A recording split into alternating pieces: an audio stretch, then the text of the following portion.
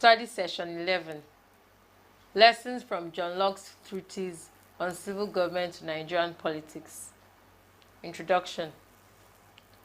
John Locke's second treatise on civil government has a lot of lessons for Nigerian politics. They include the fact that, as a democratic government, the Nigerian government should observe constitutionalism, an independent judiciary, the theory of separation of powers, in which all the powers of the three organs of government will be separated. It also has it that the government should make the preservation of life and property a matter of primary concern. It states that the government has the power to levy taxes. However, the taxes should be derived from the consent of the people, and that the supreme power in a state should belong to the people. Hence, they have the sole right to determine who will administer them and who will not. Learning outcomes. When you have studied this session, you should be able to give 3 reasons why the judiciary should be separated from the legislature. Explain why the principle of separation of powers has been practiced in Nigeria. Explain why Nigerians cannot withdraw power from governments. Explain the importance of separation of power in the Treaty of John Locke. Lessons from John Locke's Treatise on Civil Government to Nigerian Politics. According to Serbian and Thurston 1973 and Aaron K.K. 1997, John Locke argued that whoever is entrusted with governmental powers must govern by established standing laws that are promulgated and known to the people. They should not govern by extemporary decrees. This presupposes then that constitutionalism should be the guiding principle of the government, that is, the strict adherence to the spirit and the letter of the constitution or laws of the land should be the compass in statecraft. This has never been the case in Nigeria. From the inception of the independence till present, the Nigerian nation has existed for about 50 years. Out of these 50 years, the military have ruled the nation for about 30 years. The military government, because it is precisely an aberration, usually suspends the constitution of Nigeria on assumption of power. They begin to rule the nation by extemporary decrees, which are sometimes retroactive. This is tantamount to a gross violation of the spirit of the constitution.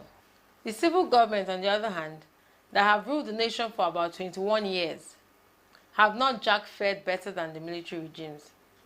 This is because the sovereign or leader of any civil regime in Nigeria so far oftentimes acts in dissonance with the constitution.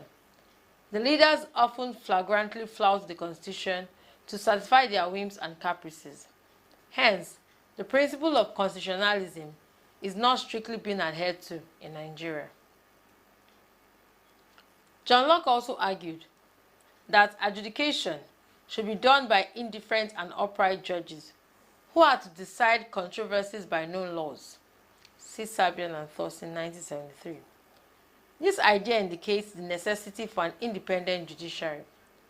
This shows that the judges should be separate from the legislators and also from the executives. This also shows that the judges should not be dependent on the executive or the legislature. The situation in Nigeria is not so juicy. The judiciary in Nigeria has been significantly dependent on the executive, and it is only in recent times that the judiciary is trying to assert itself in the scheme of things by trying to rid itself of the excesses of the executive. John Locke also explicitly stipulated that government should be operated on the principle of separation of powers. According to Locke, it may be too great a temptation and human frailty apt to grasp at power for the same person who have the power of making laws to have also in their hands the power to execute them, whereby they may exempt themselves from obedience to the laws they make, and suit the laws both in its making and execution to their own private advantage. See Convicts and Murphy 1948 and Serbian and Thurston 1973. What Locke posited was a clear-cut separation of powers among the legislature, the executive, and the judiciary, with all the organs still working cooperatively in order to ensure governmental efficiency. This principle of separation of powers does not adequately exist in Nigeria. For the 30 years of militocracy, there was no separation of powers due to the fusion of the legislative and the executive powers in the Supreme Commander, and a judiciary that was also relying on the executive. During the First Republic, parliamentarism, legislative and executive powers were fused. During presidentialism, the legislature and the judiciary were to a large extent dependent on the executive. It is only in recent times that Nigeria is trying to observe this sacred principle. All the same, Nigeria still has a lot of grounds to cover. Locke argued that the aim of the state is the preservation of life and property. Hence, the state cannot destroy, enslave, or designedly impoverish its subjects. See Aaron 1997, Convict and Murphy 1948, and Serbian and Thorson 1973. To what extent does the Nigerian state preoccupy itself with the idea of the preservation of the lives and property of its citizenry? It is more so conspicuous in recent times. Hence, the average Nigerian reposes the preservation of his life and property in the hands of the Almighty God, and different ethnic militias and vigilante groups that have been springing up of late. The Nigerian state has to wake up from its slumber and begin to adequately protect the lives and property of its people in order to regain and retain their trust. Hence, it will in no distant time lose its sovereignty. The Nigerian state has also designedly impoverished its citizenry. This it has done.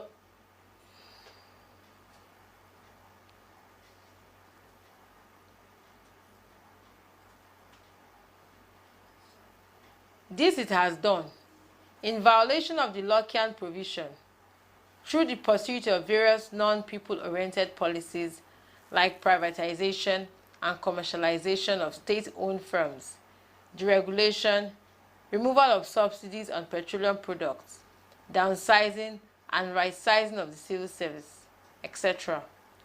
All these policies have in varying ways induced hardship and impoverishment of the Nigerian people. Locke approved of the power of the government to levy taxes, but that it must be based on the consent of the people. This is democratic. In Nigeria, the reverse is the case.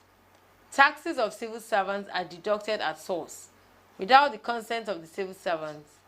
To worsen the situation, they are not consulted on what tax they wish to pay. Rather, taxes are arbitrarily imposed on them and deducted at source. John Locke emphatically posited that the supreme power belongs to the people, and they reserve the right to withdraw that power if it is abused. See Aaron KK 1997, Convict and Murphy 1948. This democratic ingredient is conspicuously absent in Nigerian politics. This is due to the fact that elections are stolen by the powers that be, and election results do not reflect the voting preferences of the electorate. Also, the political parties through which the people could initiate have been expropriated from the people, and their representatives have ceased to represent the interests of the people. Apart from this, the people are also hyper-passive. This passivity has made them accept what has befallen them as an act of God or destiny. And they keep hoping in God to probably come down or send down his angels to come and solve their problems. Nigerians have to rise up from their slumber and concertedly institute the best form of government and administrators that they want, so that they can also be able to control their governments. Summary. The lessons of John Locke's political thought to Nigerian politics include adherence to constitutionalism, independent judiciary, separation of powers, preservation of lives and property, taxation based on the people's consent, and supreme power residing with the people. End of study session 11. Thank you for listening.